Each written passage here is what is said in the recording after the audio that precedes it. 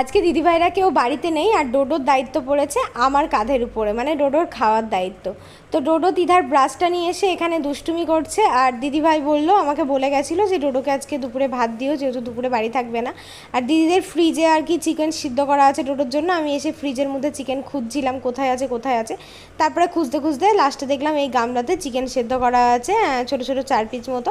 তো এটা দিয়েই ভাত মেখে দিতে বলেছিল দিদি, কিন্তু তিশা আবার পরে ফোন করে আমাকে বললো যে আন্টি তুমি চিকেন দিও না ওকে, আজকে দই দিয়ে ভাত দিও। তো আমার ফ্রিজে আজকে দইও আনা ছিল, আগের দিন দই পেতেছিলাম, সেই সাজার প্যাকেটটাই আর কি ছিল আর কি।